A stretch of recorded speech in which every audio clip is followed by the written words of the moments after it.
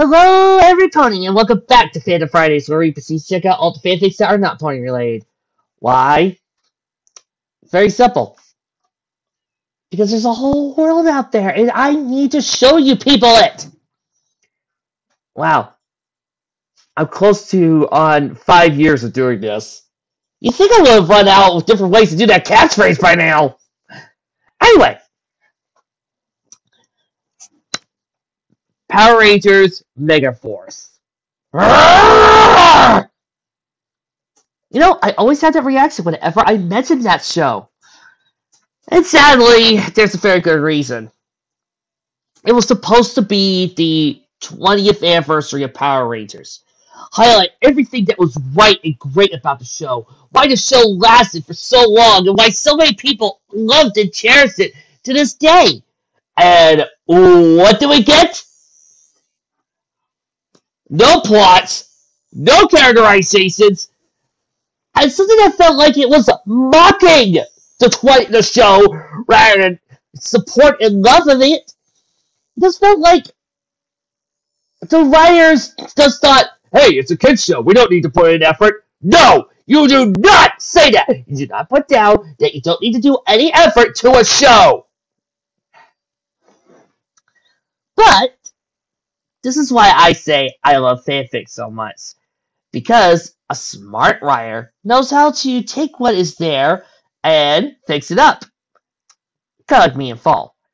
And much like me in Fall, I found somebody out there who actually did a better version of Super Megaforce and Megaforce in general. Remember that Darian Fox guy we did about a few weeks back? Yep, apparently he did an entire series dedicated to this. And I'm just the type of guy who likes to look at these series. Now, before I actually read the Waiting for Gosei part, where I started off with the Super Megaforce section, but how about we look into what starts off with the Megaforce part and see where we link up, shall we? So, without further ado, please wait here while we here at the Terryberry Memorial Library and proudly present The Cost of Secrets by Darian Fox. The Cost of Secrets by Darian Fox. You know, considering what that last name is reminding me of, are you sure? Hey, I'm positive we're okay. No explosions. Kaboo!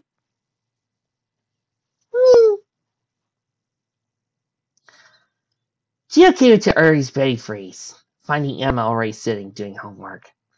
The Pink Ranger always spent most of her time studying either in the school or at the ice cream bar. Gia knew that Emma's parents worked long hours and constantly on different shift patterns. She didn't really like being home alone, finding it too quiet, and she usually only went home at the end of each night to get ready for the following school day.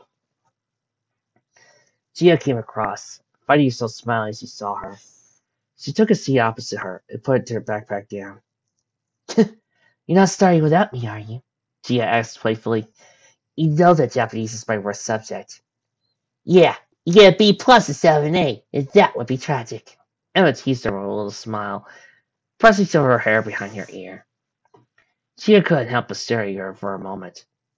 Emma had been her best friend since they were kindergarten, but over time, Gia noticed something about their friendship changing. She started noticing a lot about Emma that she wasn't sure she should. Emma just looked back at her. What? You did something different with your hair, didn't you? Ah, a shipper after my own heart. I love it. Please note, we won't condemn you if you try to ship the two people who were supposedly in canon, but we need to remind you, just because it's a kiss on the cheek, don't mean crap! I got a new shampoo. Extract coconut. Emma replied with a shrug. Why? It's nice, Gia told her. You have to tell me where you got it.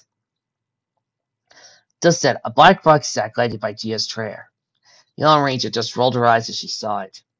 A moment later, Noah popped himself out on the couch next to Emma. If he was there was only a matter of time before, Hey there, ladies! Jake announced as he arrived, placing a hand on Gia's shoulder. I just got paid. How about a round of smoothies on me?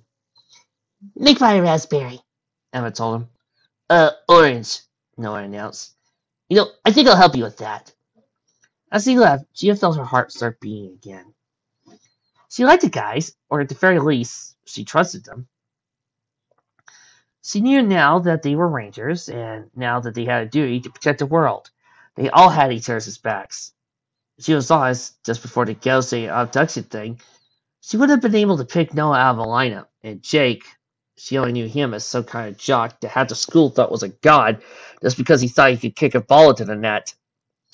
Granted, he's no Connor McKnight, but she still didn't really see what the big deal was. Just basic physics. With enough time to prepare, she had every confidence she could do what Jake did on the field.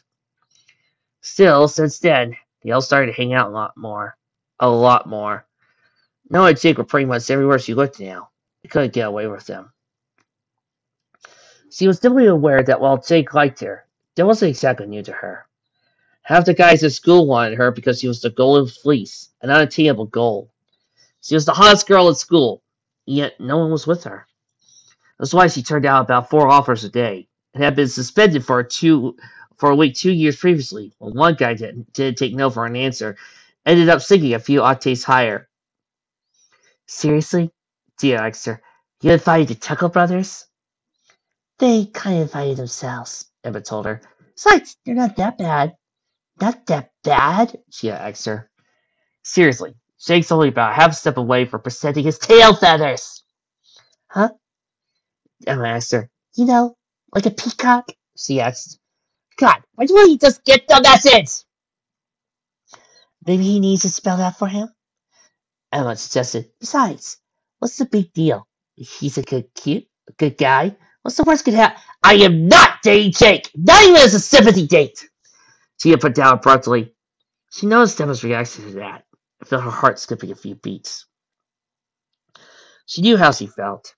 She knew why she held her breath for every moment she saw Emma, but she was always afraid around her. She didn't want to risk Emma finding out about how she felt about her. She didn't want her to turn away, to lose the one person in the world she trusted with anything because of her own stupid emotions. She just shook her head. Look, I'm not into him, and I never will be. Trust me on that. Okay, message received loud and clear, Emma stated. I guess you haven't said that to Jake, though. When I have to trust a guy to partner up with me on the battlefield? She asked her. For God's sake, Emma, when we fought out the Megazord, I had to trust him to be careful when his sword does its tail up my sword's ass! At 80 miles an hour. Of course I haven't told him! All right, just keep your hair on, Emma told her. They said they wanted to stay, and I thought maybe we could help them out. Gia just groaned and slid down her chair. An afternoon with Jake throwing cheesy come-on lines at her, while Noah ended up in yet another debate with Emma about the value of technology over nature, did not sound like a fun afternoon. Not that she had any interest in the guy, but she thought that finding Troy and training with him was sounding like a good option right now. Even the guy that barely spoke to anyone sounded more fun than hanging out with the snake guy. Go on, try and pull out an old Troy's mortal body and Robo Knight joke. Trixie dares you. Trixie Double Dog dares you. No. You see, I have this thing. We agreed. My brother doesn't make any more Starlight jokes, and I don't make any Troy jokes. We have a mutual agreement on respect. Granted, he's free to make any Troy is a robot jokes that he wants. Just like I'm free to make any Starlight jokes I want. So it's just a first situation. Exactly. Fine, Gia groaned. Alright, just let's my plugs for a second, Emma told her, getting up. I have to go. Gia watched Emma leave, and found her heart racing yet again. Emma had always been a tomboy, often besting all the guys on the BMX courses. It was only the fact that she wore too much pink and spent too much time telling them off for throwing their drinks can anywhere but the recycle bins to start her from being part of the crowd. Still, it had a marked effect on her body. There's a part of Gia that really wished she wouldn't wear those tight, short, pink jean shorts she had a habit of wearing. There was also a part of her that was thankful for any time she did. She pulled out her tablet and started writing some stuff down. She kept a journal, something she had done since she was a little girl, and it told her everything. She knew there were some things she'd never be able to say out loud, so she treated it as just something she would never judge her, never leave her. She chewed her lip nervously as she typed in her thoughts. It was only now as shadow blocked the screen that she let the tablet turn to arrived, expecting Jake or Noah. Instead, it was, well, she didn't really know who he was. Hey, Gia. I noticed you. I'm kind of in the middle of something, Gia told him. I'm sorry. Who are you again? Dean. He introduced himself, pointing to his David Borean leather jacket. Dean Stockwell. You brought out the Dean voice! I brought out the Dean voice, people! Dean, she asked, as in the basketball player. Baseball. He corrected her and chuckled. Despite being the queen of school, Gia didn't really spend much time on correcting her activities. She heard his name, but clearly had no idea who he was. Dean wasn't a bad-looking guy. She had to admit that. He was a little taller than her, and a pretty big kid, with shoulders that looked like he could hit a home run with a wrecking ball. He was wearing a hardwood Letterman jacket and black jeans. He ran his hands through his thick black hair. Listen, if you're busy now, we can always do something this weekend. I'm busy then, too, Gia told him. Look, with all due respect, I'm flattered, but... You're blowing me off? He asked her. You're blowing me off! Do you know how many girls in school would kill to get a date with me? Well, how about you ask one of them then? Gia said rather coldly. Dean placed a hand on her shoulder. Gia just glared at. You're the hottest girl in school, he warned her. I'm the hottest. It's natural. Get your hand off me, Gia warned him. I'll do whatever I said! Get your hand off me, Gia reiterated. Otherwise I'll break something. And believe me, it will be something you'll miss. Just let her morph beat. Gia was almost relieved to hear the bleep. Although I meant to say he was under attack, it also called an abrupt end to the whole scene. Jake, Noah, and Emma all appeared. Yeah, I know. Gia told him as they hurriedly collected their belongings. See you around, Dean. With that, she snatched up her backpack, but failed to notice as her tablet fell out, sliding across the floor. Dean saw it, picked it up, beginning to go after her. Before he knew it, Gia had appeared. He was about to hand it to Ernie, to keep behind the counter, when he thought occurred to him. This was Gia's tablet. She was always typing something on it. She had turned him down when any other girl in school would have had a heart attack if he asked him out. Maybe there was something in there, give him an idea what she was into. He had some idea what to do to get lucky with her. He sat down, cursed his luck as he saw it was locked. He tried Gia's name, but didn't work. He knew she wore a lot of yellow, so he tried that. No luck. Ernie, can I get an energy shake? He asked. I got some work to do. The following day, Emma was collecting her books when Gia came to her locker, frightening her. The Yellow Ranger's lightning-fast reactions allowed her to catch the books. Emma dropped again. You're such a klutz, Gia commented, handing Emma her books. She saw how Emma accepted them carefully. Pretty adorable. Well, I'm glad you think so, Emma muttered. Anyway, where did you disappear to after the battle? I lost my tablet, Gia told her. I had it at Ernie's, but I couldn't find it after the battle. You probably got it at Ernie's, Emma suggested. Gia just glared at her. Don't you think I thought of that? She asked her. I went and asked, but no one handed it in. Since Dad was laid out, there isn't much money to go around. My parents will freak! Yeah, it's right, Emma asked her. Gia just nodded. Then what's the big deal? All my files were on it, Gia told her. All my assignments said, I'll help you get caught back up, Emma assured her, stroking her shoulder gently. Gia felt herself relax at her touch. When Emma touched her, she looked at her. When she was around, she was willing to believe anything. Emma could convince her of anything. When she was around, the whole world just seemed to make sense. Feel like everything would be all right. If Emma said so, she just felt her heart would beat. Everything would be fine. It's nice having to type all that stuff up again, but I'll get you there. You know I will. Thanks, Emma. Gia responded, answered as the Pink Ranger closed her locker, headed to her first class. Gia just watched her go, finding herself breathless again once again. Nice ass! She didn't even notice someone come up behind her. I hate to see her go, but I love watching her walk away. A male voice said in her ear. Tia pulled away, spinning around and finding Dean standing behind her. Not as much as you, though. You're definitely better. Okay, that might work with some of the girls, but seriously, clear out, Tia snapped. I have stuff to do. Like, talk about our date this weekend? Dean asked her. Tia let out a small laugh. What? Are you brain damaged? She asked.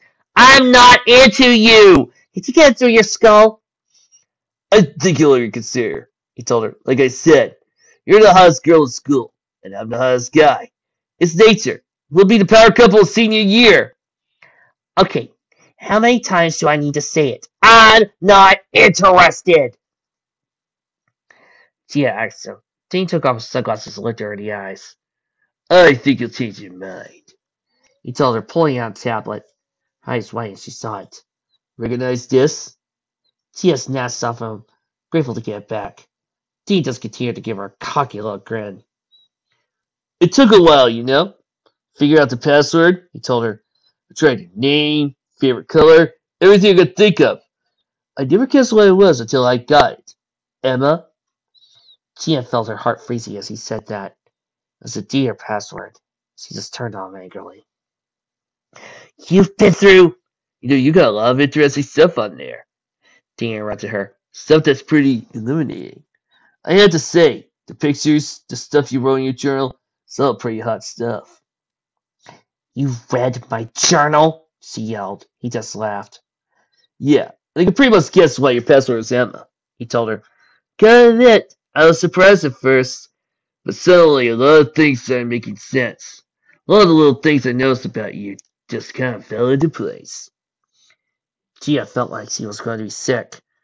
She did write a lot of stuff in her journal, stuff she never intended anyone to see. Knowing that Dean had read it made her feel ill. Knowing now that someone knew, she looked up to him.